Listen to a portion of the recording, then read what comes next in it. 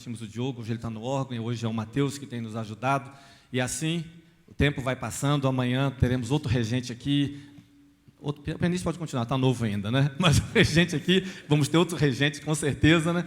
E nós temos sido, eu particularmente como regente, tenho sido abençoado em trabalhar nesses 4 para 5 anos com o coro angelical. Tem sido gratificante para mim os momentos que a gente pode passar ensaiando, também fazendo as nossas devocionais, e o coro tem sido bênção na minha vida. E eu posso dizer para os irmãos que quando eu cheguei aqui na igreja, tinha um tal de coro reunido, né? Mas esse coro reunido hoje, que tá assim, que chega junto com o regente, é o coro angelical, né? Quando a gente apresenta as cantatas, e aí os musicais de Natal, Páscoa, antes a gente fazia no aniversário da igreja, e agora vamos ter também uma participação no aniversário da igreja, né? Mas o coro que chega junto com o regente, com o ministro de música, tem sido o coro angelical mais de perto, né? Vou até falar, porque o madrigal, às vezes você não vê todo mundo aqui cantando nas cantatas, né? Então não chegam junto, mas o angelical, o povo aqui tem nos abençoado e tem ajudado nesse ministério. Muitas vezes até abrindo mão do próprio repertório, porque nós dependemos de gastar tempo para os ensaios. Essa semana a gente estava ensaiando madrigal, uma música lá meio complicada, né? Aí eu virei para eles e falei, as pessoas estão lá, não sabem o trabalho que isso aqui dá. Aí alguém ainda brincou, acho que foi o Roberto, falou assim, ainda vai falar assim, que estão entrando errado, né? Cada um entra, ia lá, o tenor entrou errado, está entrando atrasado, né? Porque cada um entra 1 hora, né? Aí depois fica aquele dom de línguas, né? Então, quem está sentado, às vezes não sabe o trabalho, né, que eles têm em ensaiar, e a gente tem também preparando para estar aqui a cada domingo, né, cada coro, não só o angelical, mas os demais coros da igreja. E eu louvo a Deus, então, pela vida desses irmãos. No corredor ali do prédio de educação religiosa ou cristã, os irmãos têm ali no 2º andar uma galeria, né, de regentes. Nós vamos atualizar, né, a Marta, que é a presidente do coro, nós estamos vendo isso, né, para a gente atualizar aquela galeria ali de regentes, pessoas que passaram pelo coro angelical. Então, se você não foi ali ainda, você vai ver lá, né, algumas fotos. Teve alguns quadros que acho que alguém da família carregou, sabe, que gostou da foto do regente, e alguém da família acho que carregou, né? Mas tem algumas fotos faltando, mas nós vamos completar essa galeria desses 79 anos dos regentes que passaram pelo coro angelical, e nós louvamos a Deus por todos eles, tanto coristas como regentes e os pianistas. E eu gostaria de deixar aqui para os irmãos um salmo, e o salmo que eu gosto é: louvarei o Senhor durante a minha vida, cantarei louvores ao meu Deus enquanto eu viver. Esse salmo todo mundo conhece. Vamos repetir juntos?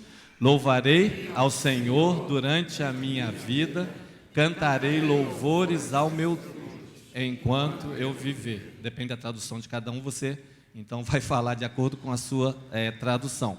Mas eu queria deixar aqui também o Salmo 45, versículo 1, que diz o seguinte: o meu coração ferve com palavras boas, falo do que tenho feito no tocante ao rei, a minha língua é a pena de um destro escritor. Então, a minha boca fala do que tenho visto, tenho ouvido, né, e fala com alegria pela participação de cada um dos irmãos nesse ministério que a gente tem abraçado, e eu creio que a igreja tem orado para os irmãos, que os irmãos continuem firmes. É um ministério, né? Você, às vezes, esse tempo é frio, né? Quantas vezes a gente chega aqui, aquela friaca, como a gente diz, né? 7.000 irmãos de mais idade têm que sair de casa e vir aqui, alguns irmãos que vêm de tão longe, né? Às vezes tem que esperar o seu táxi, entre aspas, né? Vir buscar, e aí se envolve nesse ministério. Então, meu desejo é que Deus abençoe a vida de cada um, e que sejamos bênção no reino de Deus. A música que nós vamos cantar, ela diz, digno és tu, Senhor. É reconhecimento de que só o nosso Deus merece o nosso louvor, merece a nossa adoração, e é isso que nós vamos estar cantando nesse momento.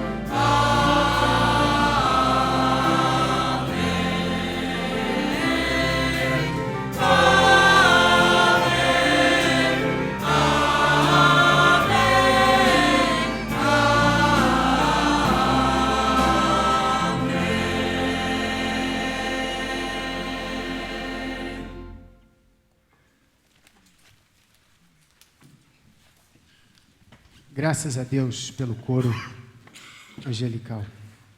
Antes de eu chamar o pastor, tem um carro aqui fora, LMA 0892 Cherry. Se você é seu, está com o farol tudo aceso ali, vai lá desligar, senão você vai ficar a pé, vai arriar a sua bateria, tá bom? Alcançados pela graça de Deus, amamos a Deus e amamos também ao próximo.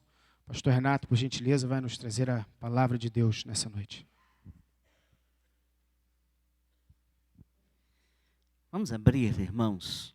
Boa noite. Vamos abrir as nossas Bíblias, se você puder abrir a sua, em Jó, capítulo 2, dos versículos 11 a 13. Jó é fácil de ser achado porque é o livro antes do livro de Salmos.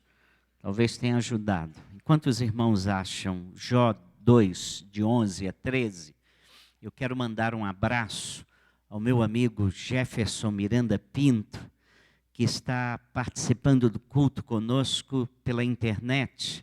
Ele vai ser hospitalizado amanhã, vai ser submetido a uma série de procedimentos médicos. E estou orando por ele e estou pedindo à igreja que ore pelo irmão Jefferson.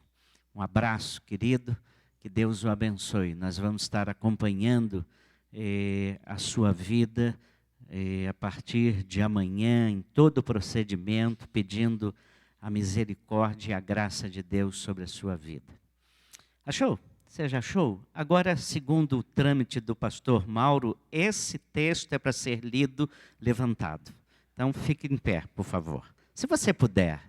Aqui na igreja eu sempre falo, se você puder. Se você não puder, fique sentado. Leio na versão século 21, e ela diz assim, capítulo 2, versículo 11 em diante.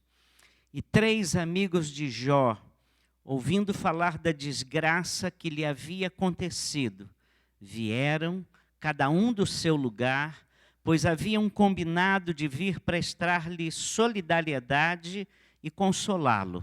Elifaz o temanita, Bildade o suíta, Isofar o naamatita. Eles o viram de longe, mas não o reconheceram. Então choraram bem alto, e cada um rasgou o seu manto e jogou terra para o ar sobre a cabeça. E ficaram sentados com ele no chão 7 dias e 7 noites. E nenhum deles lhe dizia nada, pois viram que a sua dor era muito grande. Queira Deus abençoar a sua palavra. Deixe sua Bíblia aberta. Eu queria falar sobre amigos na dor. Sente-se, por favor, deixe sua Bíblia aberta. O livro de Jó talvez seja o livro mais antigo de toda a Bíblia. E traz um problema que é um problema atual. É um problema que nos debatemos dia a dia, dia após dia. Esse livro é permeado de diálogos. E diálogos em pequenos discursos. No capítulo 1 e no capítulo 2, por exemplo, nós temos o diálogo de Jó com Deus, que se recusa a responder às suas perguntas. O diálogo de Satanás com Deus, que sempre faz propostas indecorosas. O diálogo de Jó com a sua esposa, que desiste da sua vida, desiste da sua fé e blasfema contra Deus. E temos, finalmente, o diálogo de Jó com os seus amigos. Esse diálogo é muito mais extenso. Nesses diálogos, nós aprendemos muita coisa sobre amizade e sobre aconselhamento. E eu penso que vale a pena nos debruçarmos um pouco sobre eles para entendermos a atuação desses amigos de Jó que foram consolá-lo diante da dor. Esses amigos têm atitudes positivas e outras negativas. Quais foram as atitudes positivas diante da dor de um amigo desses homens que chegaram perto dele? Em primeiro lugar, os amigos de Jó acertaram quando se solidarizaram com a sua dor.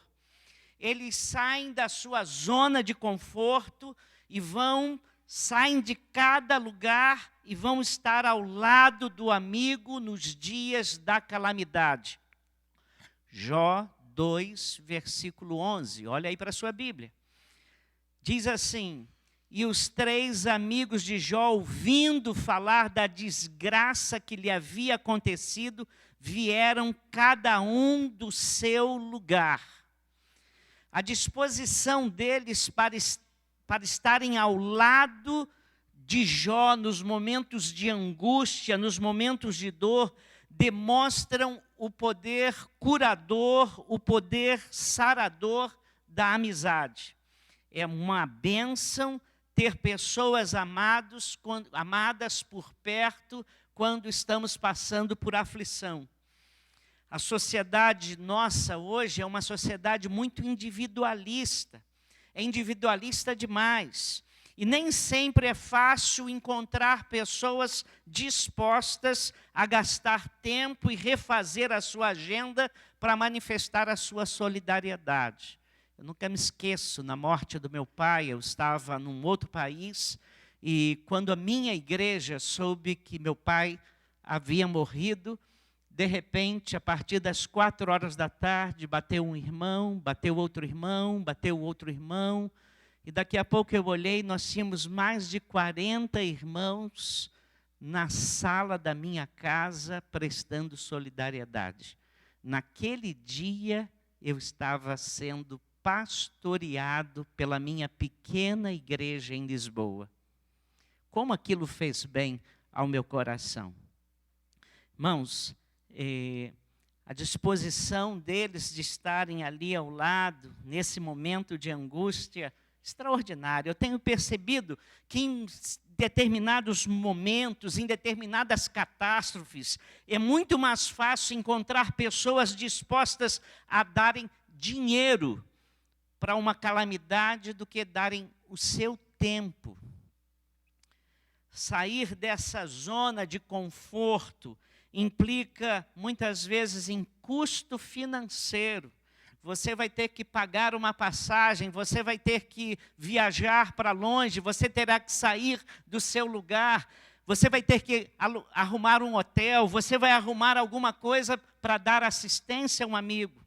Você vai precisar reagendar-se, você vai precisar, muitas vezes, reorganizar a sua vida, mas preste atenção, vale a pena cada centavo que você gastar e cada minuto que você despender. Porque alguém definiu o amigo como alguém que chega quando todos vão embora. Amigo é aquele que chega quando os demais saem. O livro de Provérbios diz assim, em Provérbios 17:17, em todo tempo ama o amigo, e na angústia se faz o irmão. Amizades sólidas surgem quando gasta-se tempo junto com pessoas queridas em momento em que passam dor e aflição.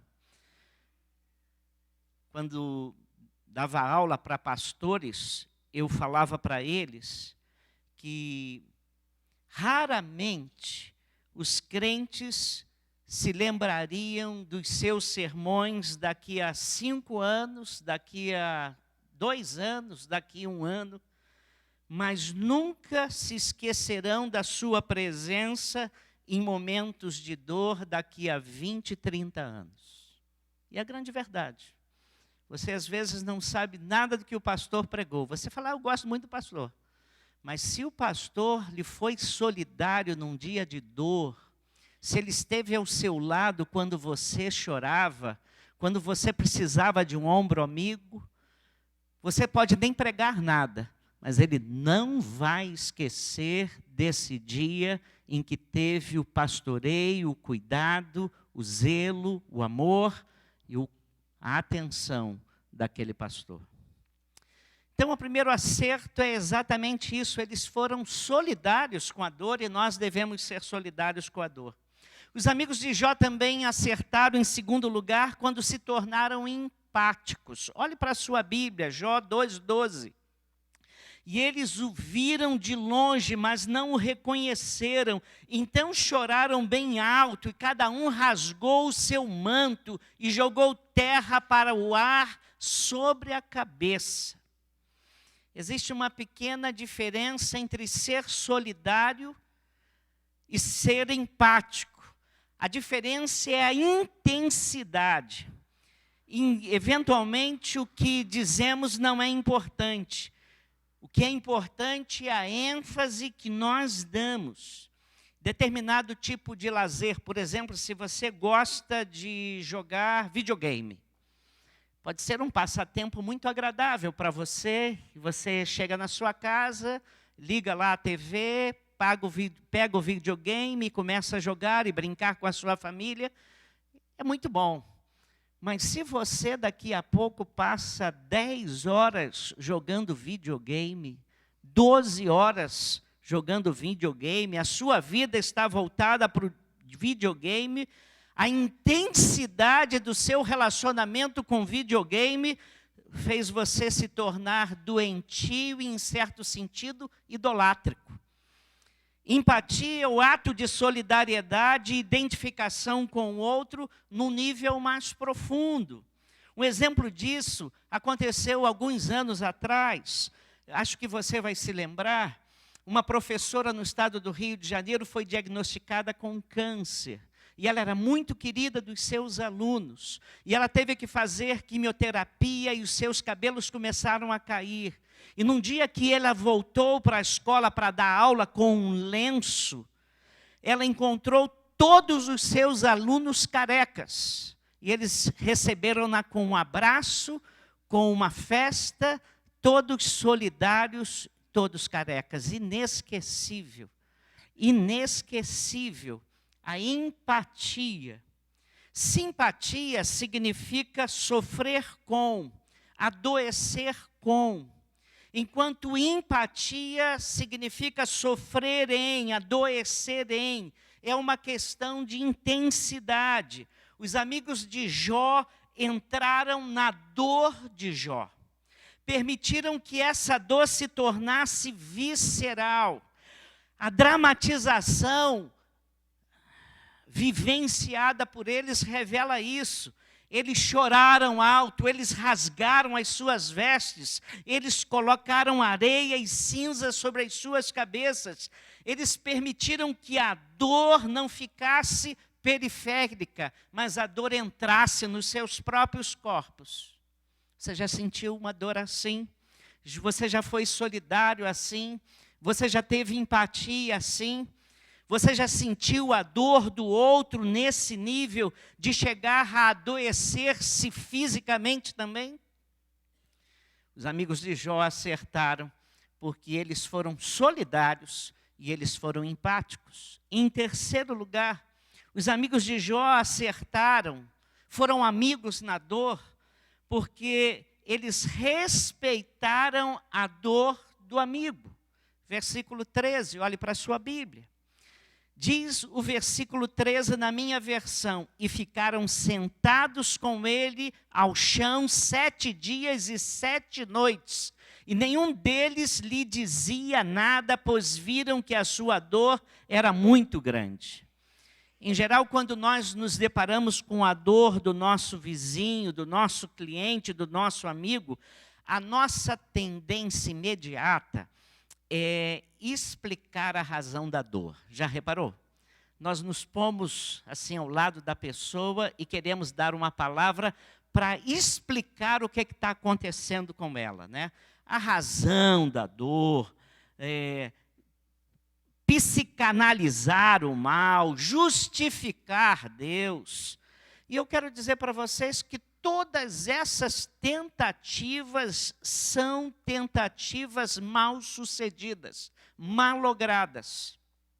Eu conheci um homem que perdeu seus pais num acidente de carro. Perdeu o pai num acidente de carro, deixando a sua mãe viúva com 2 filhos, ele com 2 anos e sua irmã com 4 anos de idade.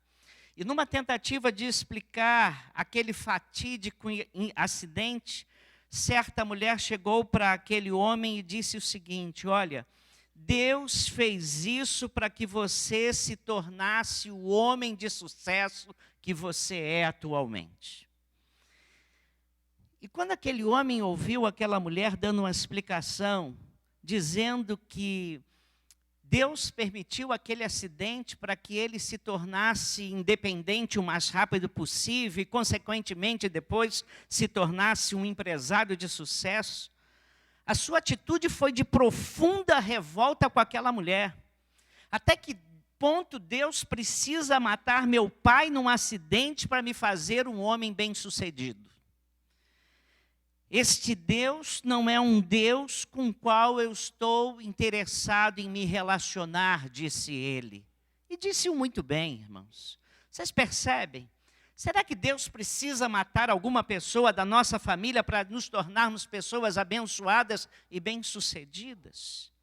Nós recitamos Romanos 8, 28. Agora, eu gosto disso, que agora eu vou pegar você, se você conhece Romanos 28, que começa com "e sabemos". Se você sabe o resto, recita comigo.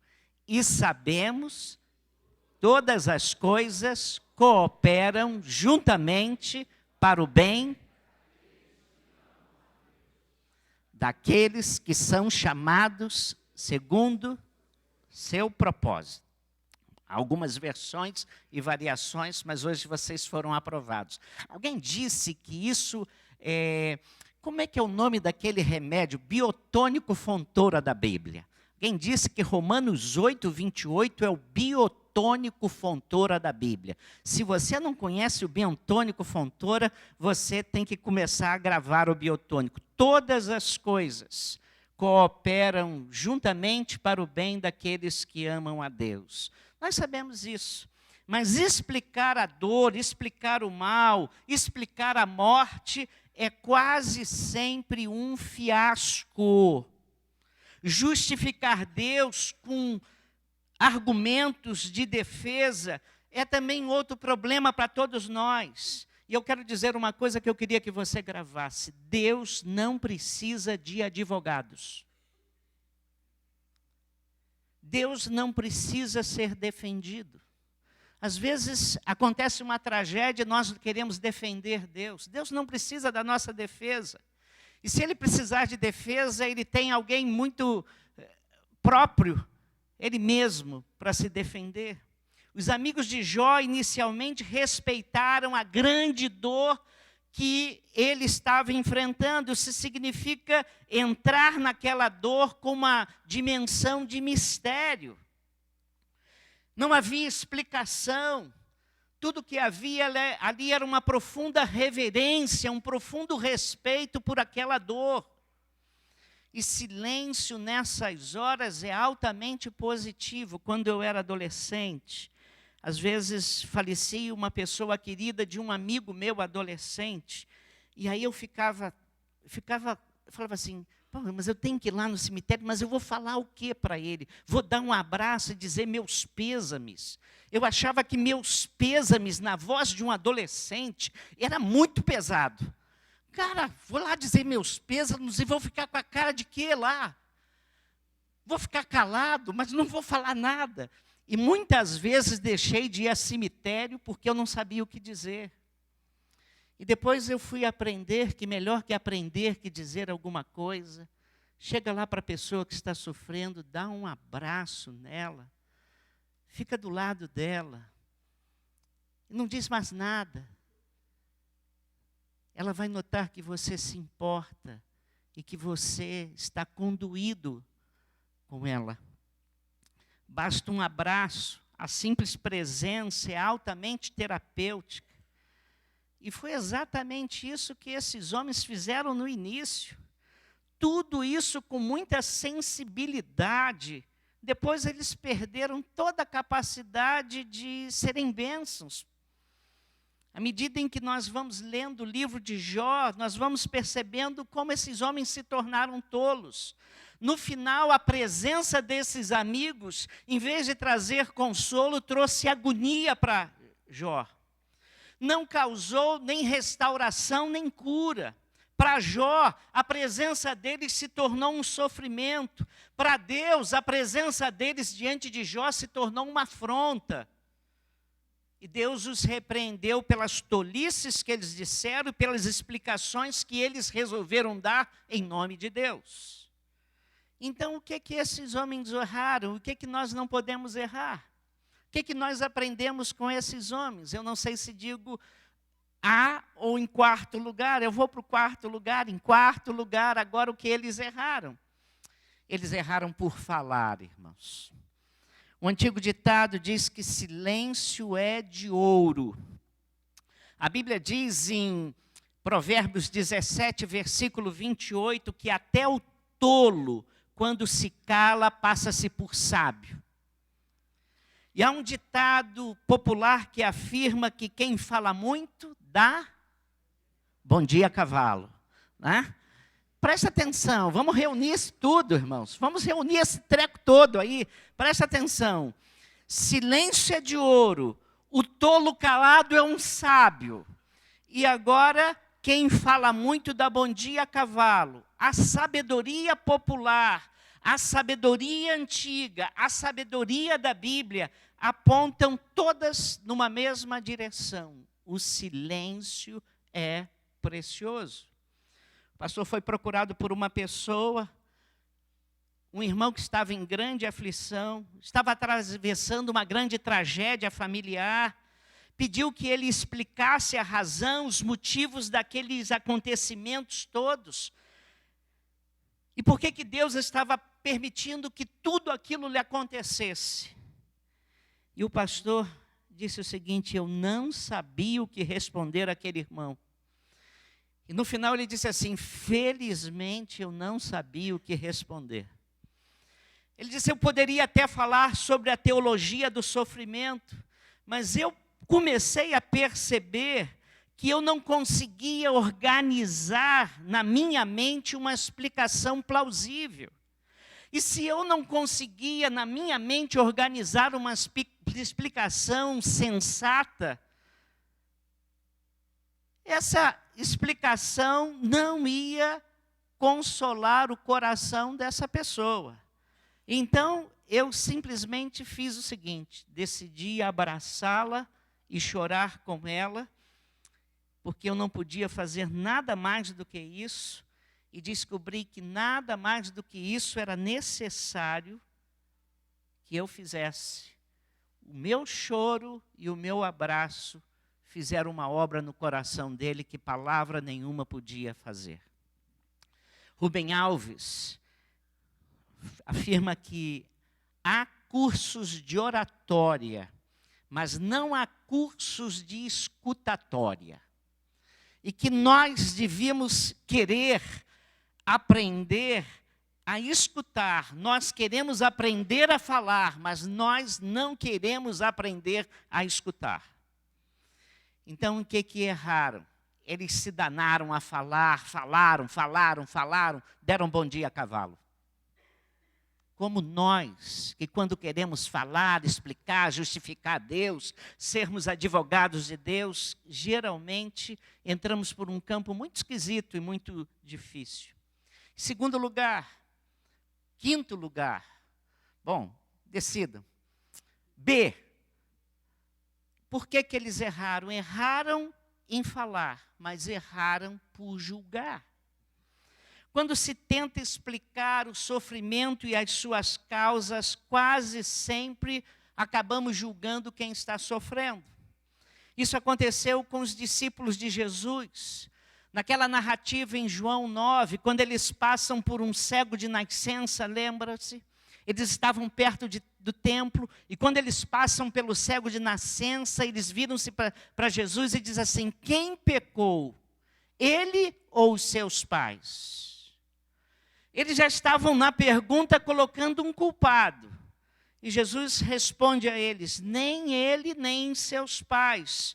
Mas isso está acontecendo para que nele se manifeste a glória de Deus. No livro de Jó nós temos, e a sociedade vivia numa teologia chamada teologia retributiva. E essa teologia está presente em todo o livro de Jó, em toda a argumentação dos amigos de Jó.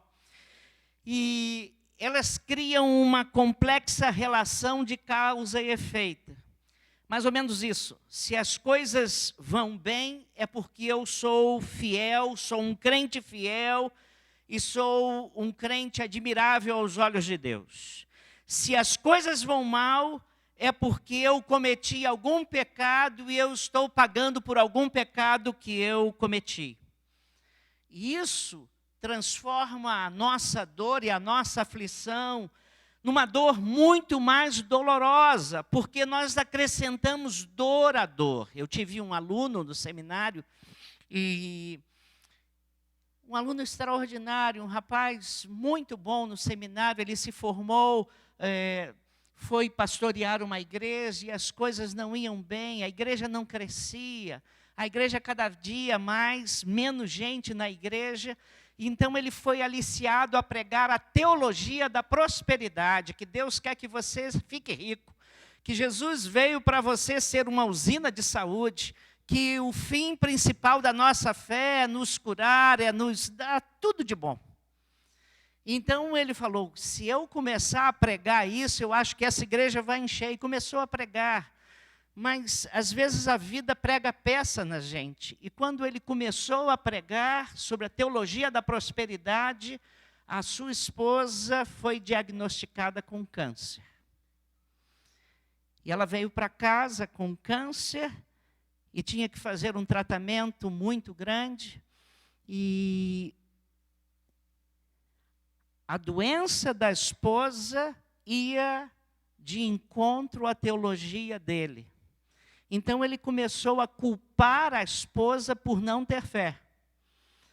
E acrescentar à dor da enfermidade da esposa, outra dor, a dor da falta de solidariedade, do cuidado e do amor do marido, que a achava a culpada por estar doente. Você entende isso?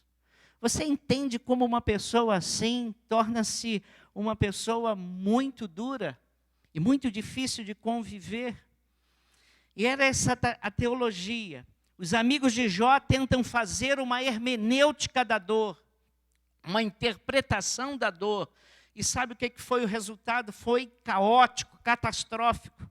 Nós sabemos que uma das fontes do sofrimento é o nosso pecado. Muitas vezes nós sofremos por causa das nossas atitudes intempestivas.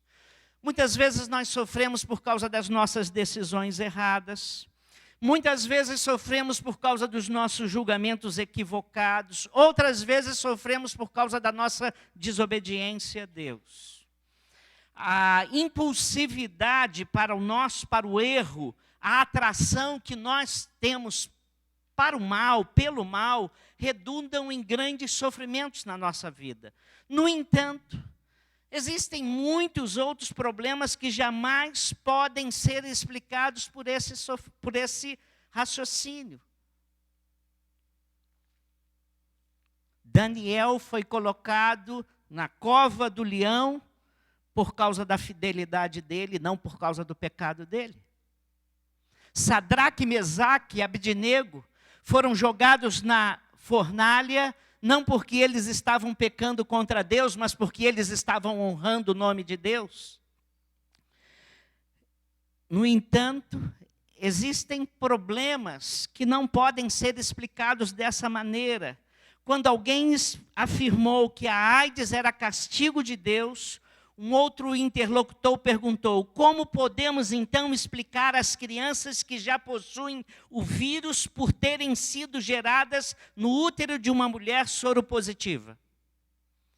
E quando nós insistimos numa lógica perversa, superdimensionamos a dor e acrescentamos dor à dor. E os amigos de Jó passam a julgá-lo. Olhe para a sua Bíblia. Capítulo 4, versículos 7 e 8. Eles dizem assim, nos versículos 7 e 8 do capítulo 4. Lembra-te disto agora, qual foi o inocente que já pereceu? E os corretos, onde foram destruídos? pelo que tenho visto, quem planta o pecado e semeia o mal, haverá de colher isso. Eles morrem pelo sopro de Deus, são destruídos pela rajada da sua ira. Há uma versão que diz assim: segundo o que tenho visto, os que lavram a iniquidade e semeiam o mal, isso mesmo eles colhem. E aí você começa a perceber que é uma lógica retributiva e meritória. O que esse homem está dizendo no discurso dele? Você está sofrendo porque você fez algo errado. Você passou por essa tragédia porque você é culpado.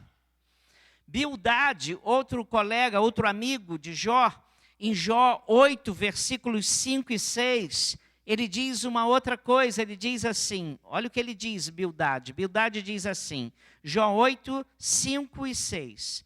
Mas se te empenhares e buscar a Deus, e fizeres a tua súplica ao Todo-Poderoso, se fores puro e correto, com certeza Ele se levantará por ti agora mesmo e te restaurará com justiça.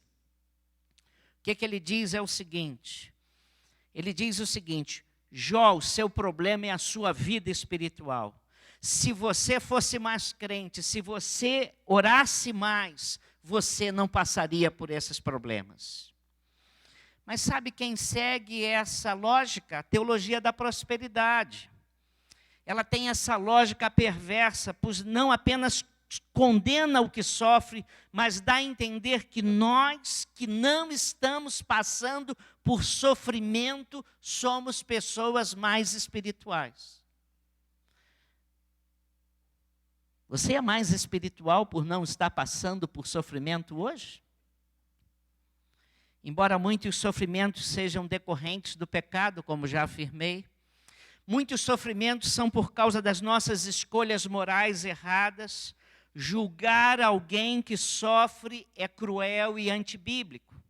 O próprio Deus vai julgar todos nós e vai julgar estes homens no final do livro. E eles, diz Deus, erraram por interpretar erroneamente a Deus. Eles erraram na sua teologia. E Deus, no final do livro, diz assim, vocês estão errados. A verdade, irmãos, grave isso, Deus é maior do que a nossa teologia. Deus é maior e está acima de tudo que dizemos dele, acerca dele. Você pode dizer coisas fantásticas sobre Deus e você não disse nem a metade do que é Deus, porque Deus é muito maior do que tudo que você pode conceber. E um Deus que caiba na sua cabeça é do seu tamanho. E não é sem razão que homens de Deus perceberam isso e expressaram sua surpresa com a forma de Deus agir. E aí você vai para Isaías e vê Isaías dizendo, verdadeiramente tu és Deus misterioso, ó Deus de Israel, ó Salvador. Aí você encontra Naum, e Naum diz assim, o Senhor tem o seu caminho na tormenta e na tempestade, e as nuvens são o pó dos seus pés. E muitos só entenderam que isso era de Naum quando começaram a ouvir aquele cântico. E a nuvem é o pó dos teus pés, incomparável, Senhor, tu és. Falando de Naum, viu? Está vendo que eu estou cantando aqui? Rapaz, no dia que eu entrar naquela escola de canto, ninguém me aguenta aqui mais. Não é? Não é? Uma coisa importante, irmãos. Deus tem alguns atributos, Deus é estável e Deus é fiel, sim. Mas se há um atributo de Deus, Deus não é previsível. Vou repetir isso. Deus não é previsível. Você não coloca Deus numa equação. Se eu agir assim, Ele responderá de tal maneira. Ele é soberano e livre para fazer o que quer. E lá em Romanos 9, no versículo 20, ele diz assim, quem és tu, ó homem, para discutires com Deus? Porventura pode o objeto perguntar a quem o fez, por que me fizeste assim? Deus age segundo a sua vontade, a seu bem é o prazer e a sua livre vontade. ele é sábio, ele é amoroso, ele é previdente, ele é providente, ele é bom, ele tem todo o poder, ele conhece tanto o nosso passado, quando conhece o nosso futuro, tem planos para a história, tem planos para a sua vida pessoal. Ele tem meios imprevisíveis, ele tem rotas alternativas. E ele sabe nos comunicar a verdade no meio disso tudo, mas ele não é previsível. Quem viu as Crônicas de Nárnia, há um momento no final de um dos episódios em que Lewis coloca na boca do leão.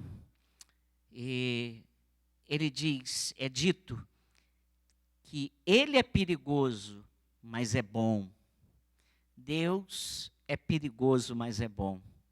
O problema é que quando colocamos Deus nos nossos conceitos, nas nossas palavras, e queremos que Ele corresponda à nossa expectativa e não nos frustre. E aí, os equívocos ditos pelos amigos de Jó, quando eles começaram a falar, quando eles começaram a julgar o seu amigo que sofria, trouxe consequências graves e infelizes para a vida deles. Quais foram as duas consequências daquela conversa dos amigos de Jó com aquele amigo que sofria? Em primeiro lugar, eles irritaram e entristeceram Jó com suas análises e seus julgamentos. Jó 13, versículo 4 e 5 está ali. Jó diz, vós todos sois médicos que não valem nada, tomara vos calasseis de todo, que isso seria a vossa sabedoria. Se vocês se calassem de todo, vocês seriam sábios. Como Romário disse para Pelé, Pelé calado é um poeta.